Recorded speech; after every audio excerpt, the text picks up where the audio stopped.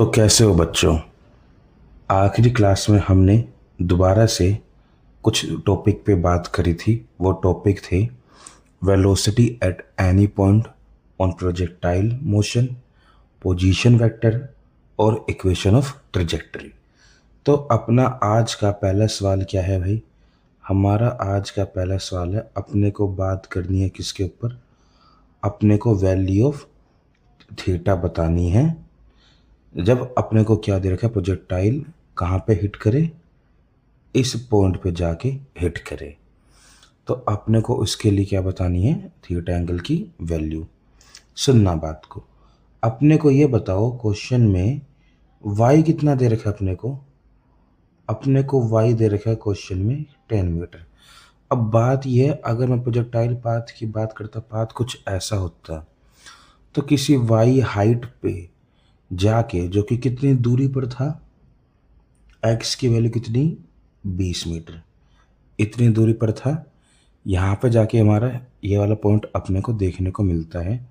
तो अगर मैं इक्वेशन ऑफ ट्रेजेक्टरी से बात करूँ, जो कि कितनी लिखी जाती है, y equal to x tan theta minus, ध्यान है किसी को भाई, कितना, g/2 x square by u square cos square theta. ये कुछ बात थी अपने पास। अपने को यहाँ पे y पता है, x पता है, और इनिशियल स्पीड कितनी है अपनी? इनिशियल स्पीड अपनी है 20 मीटर पर सेकंड। अपने को ये तीन पैरामीटर यहाँ पे पता है। तो अपने को क्या कैलकुलेट करना है? इनको अगर मैं यहाँ पुट करना चालू करूँ, देखना y को कितना भाई, y को मैं लिख सकता हूँ 10, किसके बराबर, x की वैल्यू 20, साथ में टेन थीटा माइनस g की वैल्यू नहीं बता रखी, हम 10 ले लेंगे, 10/2। x की वैल्यू कितनी भाई अपने पास, 20, 20 एक और 20 डिवाइड में u की वैल्यू कितनी अपने पास, वो भी 20, और कोसेकेंट स्क्वायर थीटा को ऊपर जाके क्या लिख देते हैं हम, सीकेंट स्क्वायर थीटा। सही है बात। तो अपना इस 20 से ये 20 कैंसिल, इस 20 से ये 20 कैंसिल, 2 से 10 काटते कितना बचता, 5। तो अपने को इक्वेशन क्या मिलती? अपने को इक्वेशन ये मिलती, 10 equal to 20 tan theta minus 5 secant square theta. अब ज़रा सोच के बताओ, सीकेंट स्क्वायर थीटा को कुछ मैं इस तरीके से ये लिख दूँ, 1 प्लस टेन स्क्वायर थीटा। जैसे तुम ये पुट करोगे, इधर -5, उधर जाके कितना हो जाएगा, 15 equal to 20 tan theta minus 5 tan theta का स्क्वायर। तो एक काम करो, लेट टेन थीटा को कितना, m मान लो। तो अपने पास इक्वेशन ये बन सकती है भाई, 5m square minus 20m plus 10 कितना, 0, सॉरी प्लस 15 है ना, उधर 15 है अपने पास, कितना भाई, 0, means m square minus 4m plus 3 equal to 0। Solve करते भाई, m square minus 3m minus m plus 3 equal to 0। तो m minus 3 minus 1, m minus 3 equal to 0।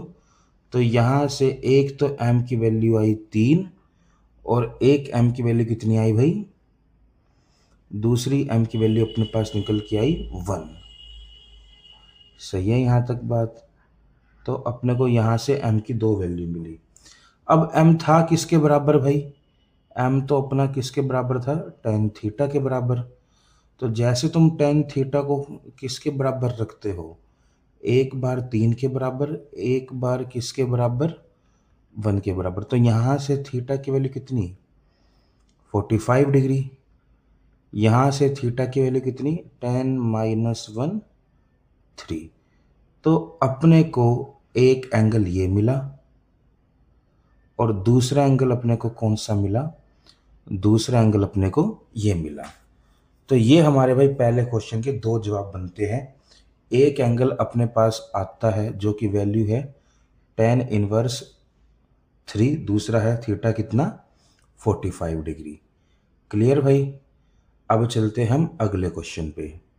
अगला क्वेश्चन क्या अपने पास, अगले क्वेश्चन में अपने को दे रखा है बॉल को थ्रो करा गया ग्राउंड से, वो कि एक वॉल है जिसकी हाइट कितनी है 4, कितनी दूरी पे है 4 पे, और कितना आगे जाके गिरती है 14 आगे जाके गिरती है। मैग्नीट्यूड बतानी है, डायरेक्शन बतानी है किसकी, इनिशियल वेलोसिटी की।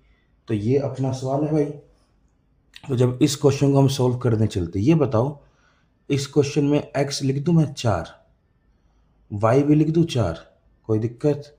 अगर मैं रेंज पे बात करूं तो 4 और 14, रेंज कितनी 18, ये लिख सकते हो।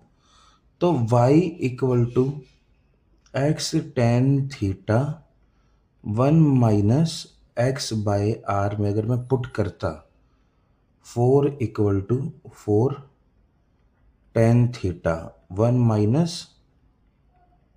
4/18, तो अपने पास वैल्यू कितनी आती भाई, 1 इक्वल टू tan थीटा 14/18। तो tan थीटा की वैल्यू अपने पास कितनी निकल के आती है भाई, tan थीटा की वैल्यू अपने पास निकल के आती 9/7। ये अपने को देखने का कुछ मिलता, सही है बात। और जब किसी ट्रायंगल में अपने पास tan थीटा पता है अपने को, कोई ट्रायंगल है जिस ट्रायंगल का अपने को क्या पता है भाई, परपेंडिकुलर 9, बेस कितना 7, तो हाइपोटेनियस कितना आएगा भाई, हाइपोटेनियस आएगा 81 + 49, कितना आ जाएगा भाई 130 रूट के बराबर। तो ये बताओ कोस थीटा को कितना लिख सकते हो, कोस थीटा को लिख सकते हो 7/130, साइन थीटा को 9/130, सही है बात। अब रेंज का फॉर्मूला ध्यान है भाई, रेंज का फॉर्मूला हुआ करता था u² 2 sine theta cos theta divide में कितना g। तो यहाँ पे बस चीज़ों को पुट करना चालू कर दो। रेंज कितनी है अपने पास, रेंज अपने पास है भाई 18 इक्वल टू u² अपने को बताना है ट्वाइस 7/130 9/130 डिवाइड में कितना 10, ये फैक्टर कैंसिल। चेक करो u² कितना आ गया तुम्हारे पास, यहाँ से u² की वैल्यू आई तुम्हारे पास 1300/7, सही है बात भाई।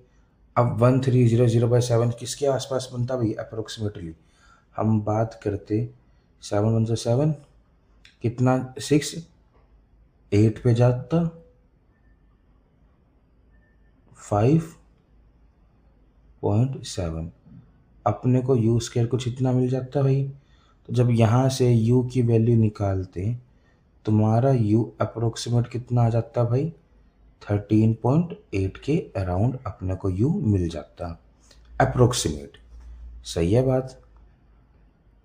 अप्रोक्स आंसर पे बात हो रही है क्योंकि 14 का स्क्वायर कितना होता है भाई 196, 196 से कम है वैल्यू। और बात है एंगल, एंगल पर बताना है भाई कितने एंगल पे, तो एंगल के लिए तुम थीटा बता सकते हो 10 - 1 9/7। तो एंगल कितना हो गया भाई, एंगल हो गया ये। तो हमने दोनों चीज़ें कैलकुलेट कर दी यहाँ पे। अब चलते हैं अगले क्वेश्चन पे। अगला क्वेश्चन अपने पास क्या है, अपने को क्वेश्चन में दे रखा है x कोऑर्डिनेट इतना, y कोऑर्डिनेट कितना भाई इतना, अपने को क्या बतानी है, स्पीड कितने टाइम पे भाई, टी टाइम पे। तो ठीक है भाई, एक्स को कितना लिख सकते हो वापस से, अल्फा टी क्यूब, वाई को बीटा टी क्यूब। सही है बात। D x by d t तुमको क्या मिल जाता है भाई, v x. D y by d t तुमको क्या मिल जाता है भाई, वी वाई। तो ये बताओ, वी एक्स को लिख दूं मैं 3 अल्फा टी स्क्वायर, और वी वाई को 3 बीटा टी स्क्वायर। तो मेरा वेलोसिटी वेक्टर कितना लिखा जाता, वेलोसिटी वेक्टर ये लिख सकता हूँ, 3 टी स्क्वायर अल्फा आई कैप प्लस बीटा जे कैप। इस तरीके से लिखा जा सकता है भाई।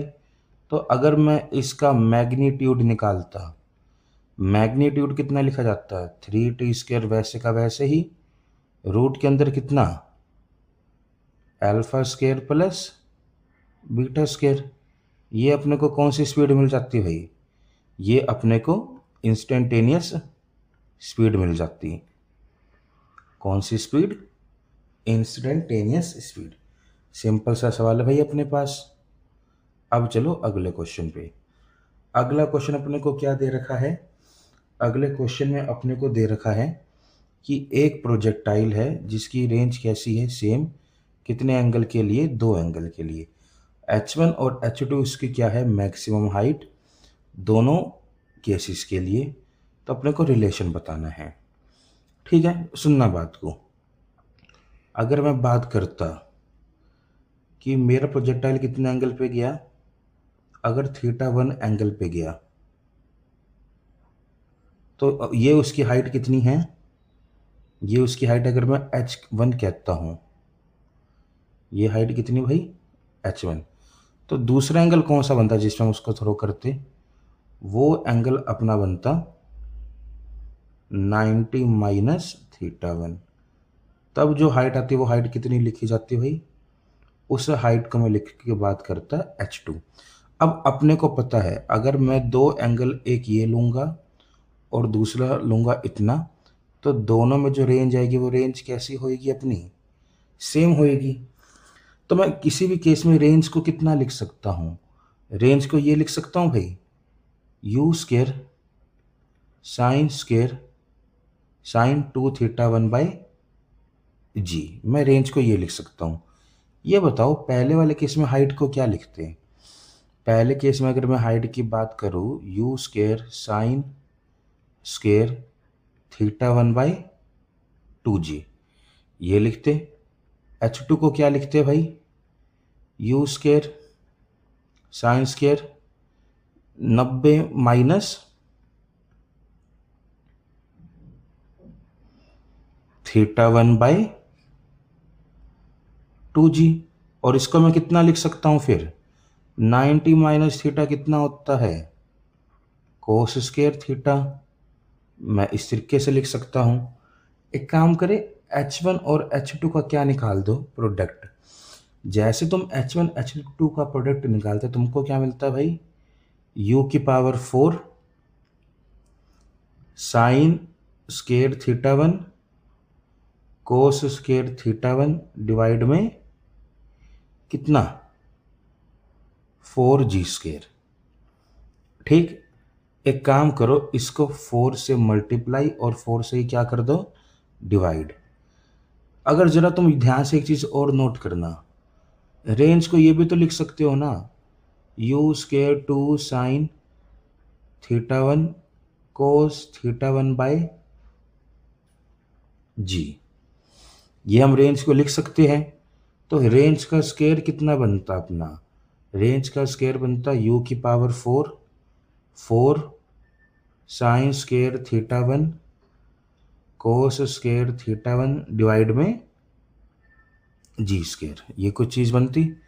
मीन्स मैं यहाँ से अगर मैं इस वाले फैक्टर को यहाँ पुट करूँ, तुमको ये देखने को मिलेगा भाई, क्या देखने को मिल रहा है, h1 इंटू h2 किसके बराबर, तुम चेक करो, आर स्केयर डिवाइड में कितना आ जाएगा, 16 के बराबर आ रहा है। तो अगर मैं इसका रूट ले लेता, H1 H2 कितना R/4, या मैं ये कह दूँ रेंज को कितना 4√H1 H2 इसके बराबर लिख सकते हो। तो अपना कौन सा ऑप्शन बना भाई? अपना ऑप्शन बन गया पहला। क्लियर। अब चलते हैं अगले क्वेश्चन पे। अगले क्वेश्चन में अपने को क्या दे रखा है?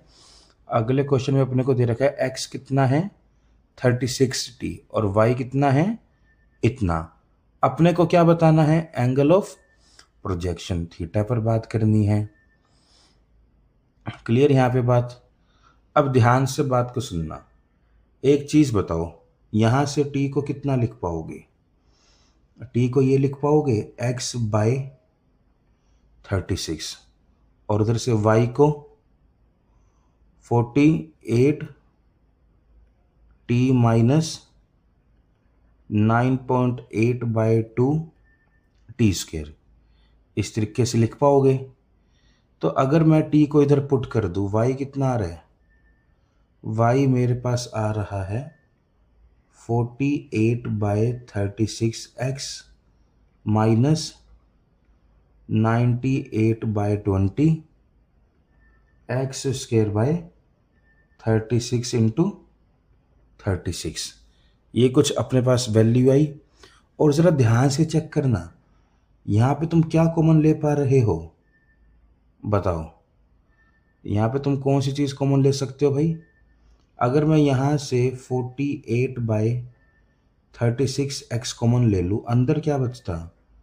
1 माइनस 98/20 इंटू में 36 इंटू में कितना 48 और ऊपर एक क्या बचता x। ये अपने को फॉर्म मिलती। अब अगर मैं इस फॉर्म को किसके साथ कंपेयर कर दूं? y equal to x tan theta 1 minus x/r।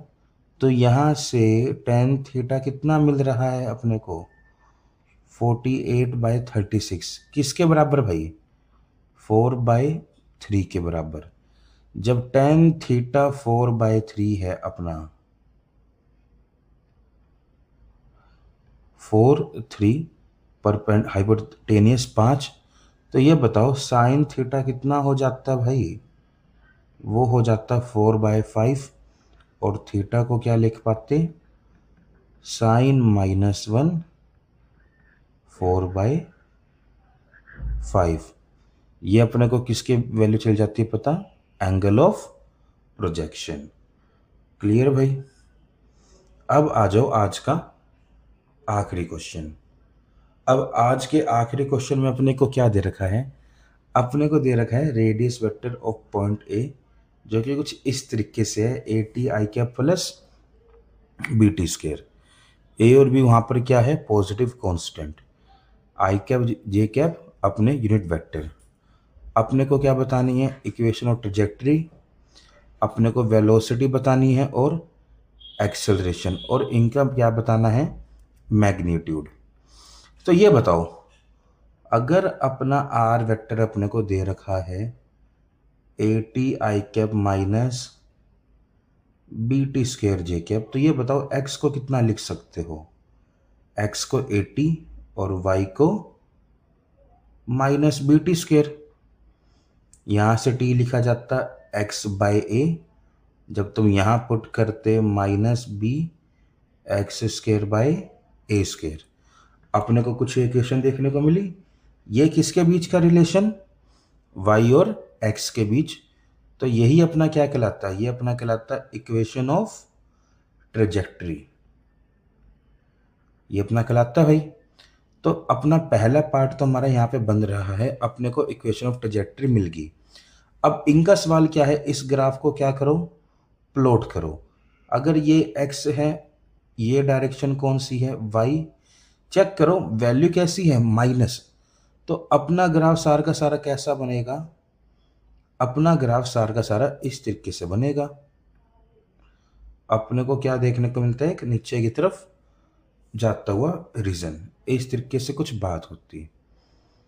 Second part में अपने को क्या दे रखा है भाई? सेकंड पार्ट में अपने को किस पर बात करनी है, वेलोसिटी के लिए। तो अगर मुझे वेलोसिटी निकालनी है, इसको डिफरेंशिएट कर दूं। जैसे तुम इसको डिफरेंशिएट करोगे, ए टी का कितना बचेगा, ए आई कैप, और बी टी का 2 BT जे कैप। और एक्सेलरेशन निकालने के लिए वेलोसिटी को भी क्या कर दोगे, वापस से डिफरेंशिएट कर दोगे। अब कांस्टेंट का डेरिवेटिव कितना होता है, 0, और 2BT का कितना बचता, 2B जे कैप। तो अगर कोई पूछे एक्सेलरेशन का मैग्नीट्यूड, तो सिंपली हम 2B लिख के बात कर सकते हैं। कोई पूछे वेलोसिटी का मैग्नीट्यूड बताओ, तो ये बताओ एक्स डायरेक्शन में वेलोसिटी कितनी थी, वो थी एक ए, तो ए का स्क्वायर। वाई में वेलोसिटी 2BT, तो इसका स्क्वायर। ये अपने को क्या मिल जाता है, ये अपने को मिल जाता मैग्नीट्यूड ऑफ वेलोसिटी। ठीक, हमारी जो वेलोसिटी है वो टाइम पे डिपेंड करती है, एक्सेलरेशन टाइम पे डिपेंड नहीं करती। हमने दोनों का मैग्नीट्यूड भी निकाल दिया। ठीक, आज की क्लास में हमने भाई 6 क्वेश्चन पे बात करी। वो 6 क्वेश्चन इन्हीं पैरामीटर के ऊपर बेस्ड थे, इक्वेशन ऑफ ट्रेजेक्ट्री के ऊपर। मैक्सिमम क्वेश्चन देखो, ये भी क्वेश्चन ऑफ ट्रेजेक्ट्री के ऊपर, ये रेंज और हाइट के रिलेशन के ऊपर क्वेश्चन, ये velocity at any point x और वाई डायरेक्शन के ऊपर, ये अपना भी इक्वेशन ऑफ ट्रेजेक्ट्री के ऊपर, ये क्वेश्चन भी किसके ऊपर, इक्वेशन ऑफ ट्रेजेक्ट्री के ऊपर। तो हमने कुछ और क्वेश्चन पे बात करी। अगली क्लास में हम बात करेंगे प्रोजेक्शन फ्रॉम, कहाँ से भाई, फ्रॉम ए टावर से बात करेंगे। ठीक, फिर उसके बाद projection from a moving frame और इंक्लाइंड प्लेन से बात करके अपने चैप्टर को क्या करते हैं, हम ख़त्म करते हैं। तो मिलते हैं बच्चों आपसे अगली क्लास में। याद रखना, जब तक हमारे क्या क्लियर है भाई, जब तक हमारे कंसेप्ट क्लियर है, सक्सेस अपने नियर है, यही हमारा मोटो है। हम और इसी मोटो पर ही हम क्या करेंगे, काम करेंगे। ठीक, तो मिलते हैं आपसे जल्द ही।